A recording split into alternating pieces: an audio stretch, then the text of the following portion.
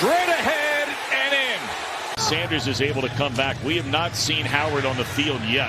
One-handed grab by Byron Scott there, and he's across midfield. All the way, Boston Scott. Second down and 10, and now it is Scott inside the 15, down to the 5. First down, they'll give it to Scott again, and he will find the end zone. Boston Scott. It'll be Scott to the end zone again.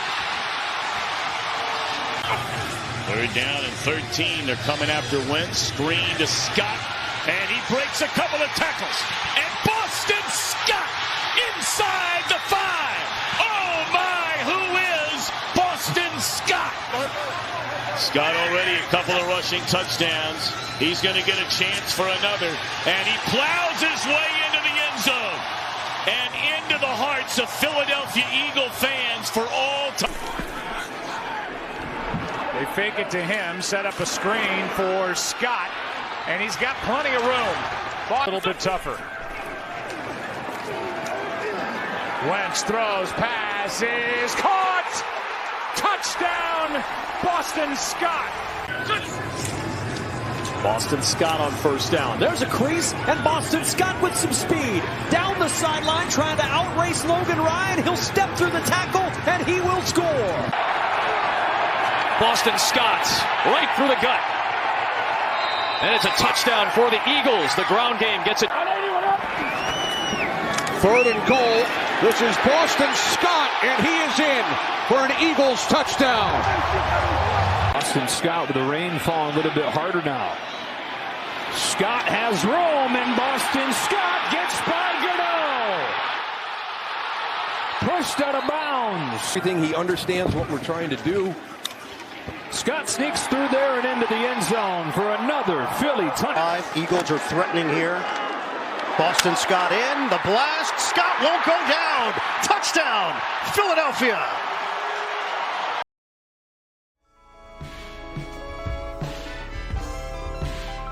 Let me talk my shit again.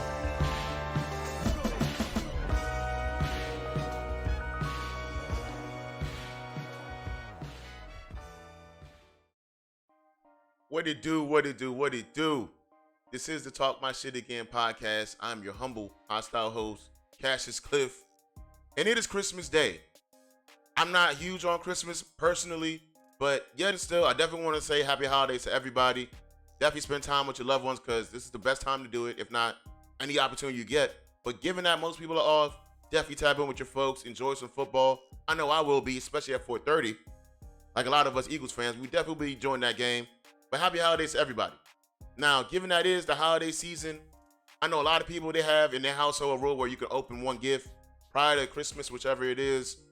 Me personally, given that I'm not huge on Christmas, I was happy that I was actually able to receive a gift at all this year, especially given that it was even before midnight. And boy, was this a treat.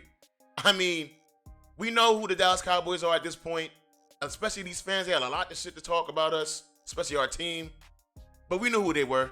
We knew that they was going to see the Bills. We knew it was going to see Miami. We knew y'all got the Detroit Lions next week. And we saw this in the cards. I don't know if y'all believe that, but we saw it coming, and we were just waiting for Christmas. We got the New York Giants personally, and I don't think it's going to be a competition.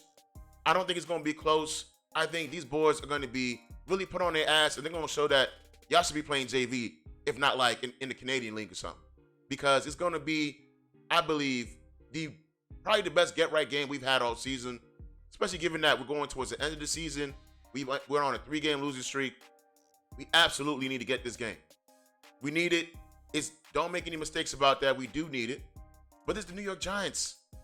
I mean, you got a guy that calls himself Tommy Cutlets. That's the quarterback of this team. But Tyrod Taylor's the backup. I mean, if you're talking about front office, coaching malpractice, it looks like Brian Daboll, he's showing a masterclass this year because Tommy Cutlets is absolute garbage. And if you don't believe me, this is the chance they got today. They don't have a snowball's chance. And mind you, this is not a very Christmas-like Christmas. Not one snowflake has dropped, at least in my area. So given that they don't have a snowball's chance without snow even on the forecast, yeah, they in for some trouble. They're definitely in for some trouble, and I just can't wait.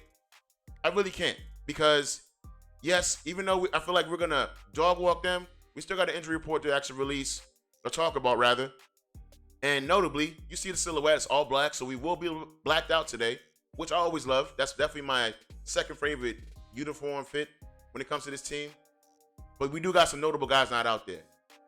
First and foremost, dope to have Avonte Maddox clear for practicing, but he's not going to be out there. So even though it's not going to be a huge task when it comes to the New York Giants, it would be dope to see him out there, given that he just helps our defensive back room and really the entire defense improve when it comes to him being in the slot.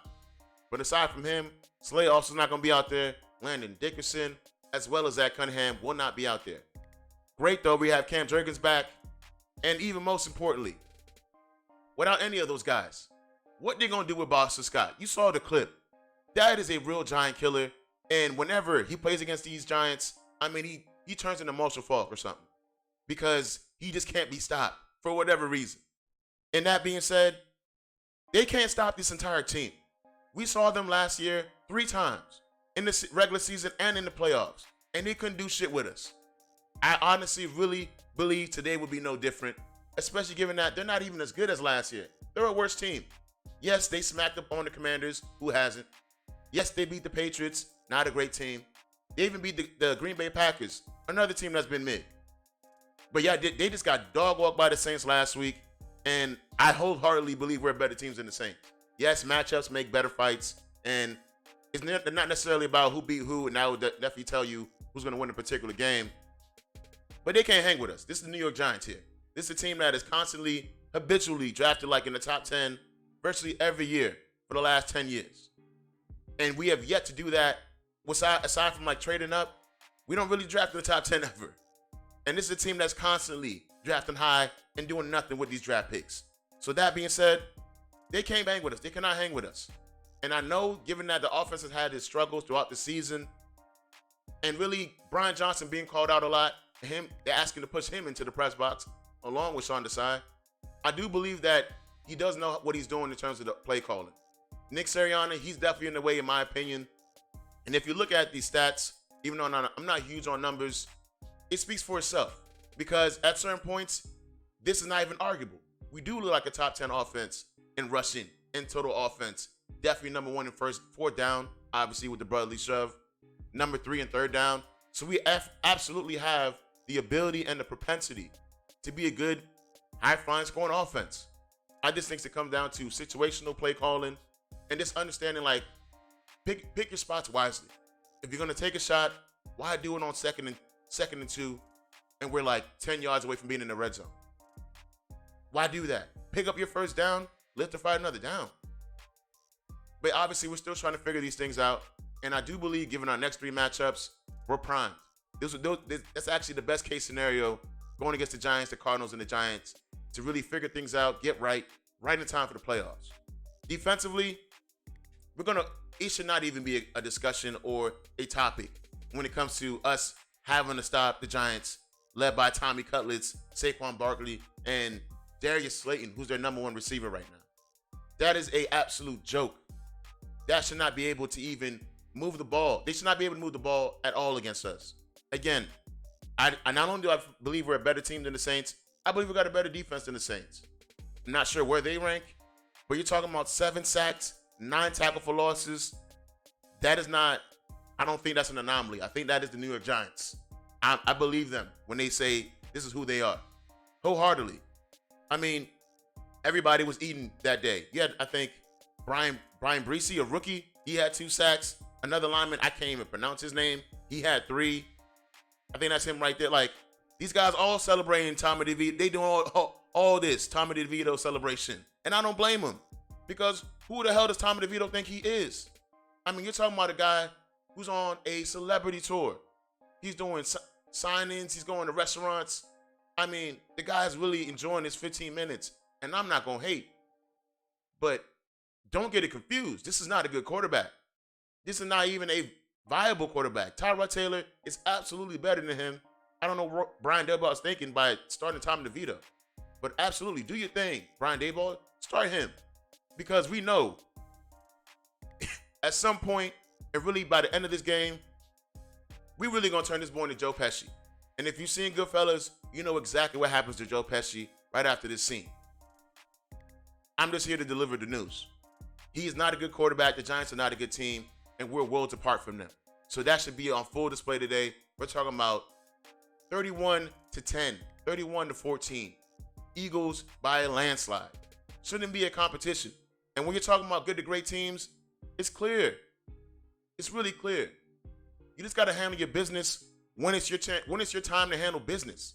And given that we're not like a lot of other teams, not only in this league, conference, and division, this is how we separate ourselves. Because I mentioned that Christmas came early, and the gifts just keep on giving. Because as you see right here, especially given that both teams are reeling, they're on a 2-game losing streak, we're on a 3-game losing streak, it would absolutely be in our best interest to win today against the Giants, who are not a good team in the slightest. Really, if we lose against the Giants, we might as well pack up the season. Because who we're going to beat in the playoffs, losing to the Giants, who are absolute trash. With that being said, though, we absolutely need to handle business, and we have been throughout the season. So let's just finish the job. Finish the job and go into the playoffs on a high note and be ready to make some noise. Because the Giants are about to do that. It looks like the Cowboys, they're about to be the Cowboys. That being said, I appreciate everybody liking, sharing, subscribing. Continue to share the content. It definitely goes a long way. Definitely shout out to the new subscribers. I had a couple new subscribers over the course of the week. Huge shout out to y'all. Definitely welcome to the Talk My Shit Again podcast family. It's going to be great. I appreciate everybody here. That being said, I'm Cassius Cliff. Till the next one.